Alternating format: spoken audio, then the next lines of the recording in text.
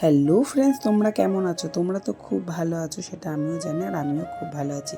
চলে এসেছি আর একটা মিনি ব্লগ নিয়ে। এটা কিন্তু তোমরা দেখেই বুঝতে পারছো, তখন কিন্তু আমার মেয়ে অনেকটাই ছোট ছিল, 3 থেকে মনে হয় 4 মাস তখন বয়স ছিল। তো তোমাদের দাদা ভাই মানসিক করেছিল যে এখানে গিয়ে মেয়েকে নিয়ে পুজো দেবে। তো দেখো, মা কিন্তু যদি না টানে তো মায়ের জায়গায় যাওয়া যায় না।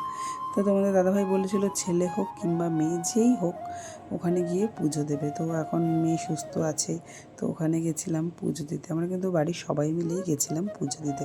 আর মঙ্গলবার করেই গেছিলাম। কেন বলছি বলো তো, সকালের দিকে প্রচুর ভিড় হয়, ভেবেছিলাম বেলার দিকেই যাব, কিন্তু দেখো গিয়ে দেখেছি পুরো ফাঁকা। তো এই জায়গাটা আসলে সত্যি মনটা শান্ত হয়ে যায়, আর ঠাকুরের কাছে গেলে সত্যিই মনটা শান্ত হয়ে যায়।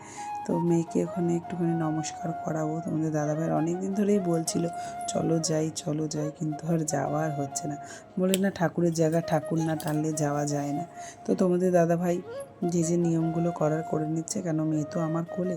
আর ছেলেকেও বলে বলে দিয়েছিলাম, ছেলেও করছিল আর বাবাও করছিল।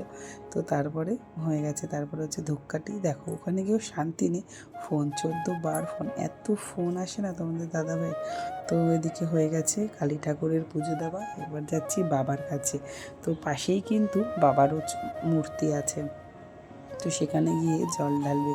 তো আমার ছেলেও কিন্তু ভোলে বাবার খুব বড় ভক্ত, সাথে আমিও। তো আমি তো কিছুই করতে পারছি না, মেয়েকে কার কাছে দেবো? দাদাভাই বললো তুমি মেয়েকে নিয়ে থাকো, তাহলেই হবে, আমি সমস্ত কিছু করে দিচ্ছি।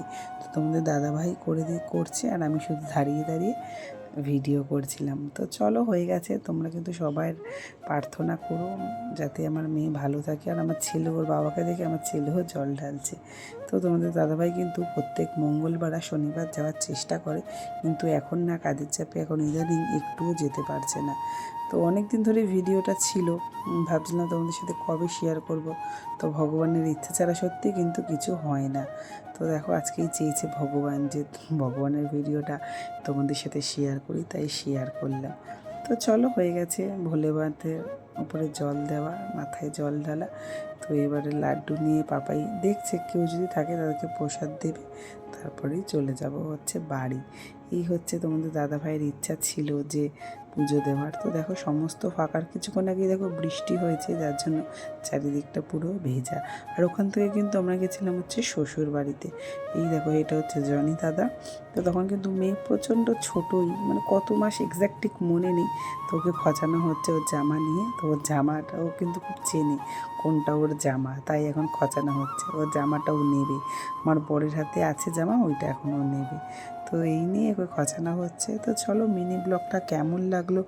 যদি তোমাদের মিনি ব্লগটা সত্যিই ভালো লাগে, অবশ্যই একটা করে লাইক, কমেন্ট করবে আর শেয়ার করে দেবে।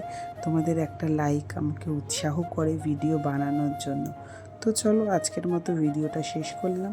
টাটা, বাই, দেখা হবে কালকে নেক্সট ব্লগ নিয়ে। তো তখন সবাই ভালো থাকবে, সুস্থ থাকবে।